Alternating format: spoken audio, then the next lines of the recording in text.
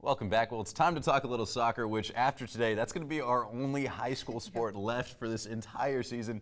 Yesterday, the Cesar Rodney girls team was looking to advance to the state title game. They had a matchup against Appoquinimink, and the Jaguars came out firing first in this one, though. Off the throw in here, Catherine Cooper fires that one from beyond the 18, but check this out. It goes off the upright, no good right there, and then it was all riders after that. Aaliyah Cummins here on the attack, gets the keeper to pull and then sends it right by her for the first score of the game.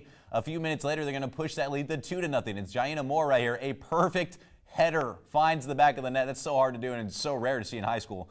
Then just before half, Cesar Rodney still rolling. That is Moore one more time, finds the back of the net, beats the keeper, made it 3-0, head to the locker room.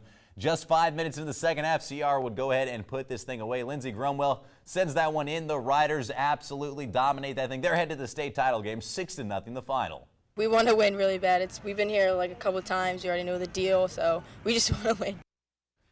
Well, speaking of that, I mean, you already know the deal. That's not bad. There's a little confidence. And the other side of the bracket, there was a good matchup there as well. Padua top seed. They were taking on Sussex Tech. And the Pandas' Ashley Brentlinger tries the header right here, but Leslie Fazio comes up with the save for the Ravens, keeping it scoreless. Padua right back at the attack, though. This time it's Mackenzie Scola. She finds Ariana Daniels, who's going to do a pretty finish there near post for the first score.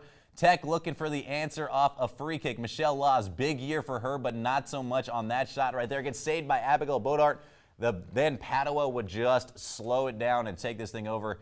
Gabrielle Villamou right here puts on the moves, and then Lightning would roll in. The game would actually be called with 19 minutes and 17 seconds left in the second half. Tech ends up dropping it. Padua moves on 4-0 the final. And I tell you what, that sets up what pretty much most people have kind of expected in the D1 matchup right there. Padua taking on a very good Cesar Rodney team. Both those teams, I mean, it feels like a heavyweight tilt. I mean, the Pandas were undefeated on the year right now, 14-0-1, and that includes a ridiculous 5-1 drubbing of the Riders, like one of the most impressive wins on that entire resume. But CR is no slouch. I mean, they got there for a reason. That defense is solid. They've only given up, outside of that game, 2 goals in one game. That only happened once. Everything else was either 0 or 1. I mean, they are good. Pandas are another beast, though. I mean, they are a nasty team right now. I can't wait for it. It's going to be a really fun one to watch. The type of system that Cesar Rodney plays in will help keep those goals out of the net. But we also had another team that we covered that was playing as well. Now, the Indian River girls soccer team was looking to earn a chance to play in the biggest game of the year, the state championship, which is happening on Monday. But first, they'd have to battle it out against Archmere. IRUP would be up 1-0, but they would want some more. Brooke Beam cuts inside and blasts one from outside the 18, but Archmere's Kyra Jackas is there for the save. Now, a few minutes later, the Indians are active. Check out the moves and the teamwork, but there goes Jackas again. She comes up with a huge save to keep it 1-0, and she is pumped. Under 4 minutes left, Alana Bradley with a perfect through ball into space. Jillian Sweeney draws out the keeper, and Sullivan Bolden goes wide left, an open net, and she does not find the back of it. Indian River holds on for the win 1-0. They move on to the championship game on Monday against Caravel. Now, you guys, this should have been a 1-1 game after that, but you cannot miss a goal like that in front of an open net.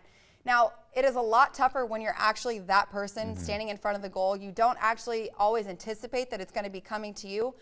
But this should be a huge wake-up call for Indian River's defense. You cannot leave someone open on the far post, especially with under 4 minutes left in a game. They need to be better on defense back there, because if they are going to beat Caravel, they are going to need to step it up. I don't see any reason for them to lose, but they're going to have to play solid defense. So Caravel's one of the teams that tied actually Padua. I mean, they're a solid team. That should be a good matchup. Definitely. Well, it's time for another quick commercial break, but coming up next, it's time to talk some pro sports. The Orioles have been down and up lately, a little all over the place. We're going to talk about what it takes for them to turn it around. I'm Jack Wheely. I'm a pitcher for Easton High School, and you're watching Delmarva Sports Insider.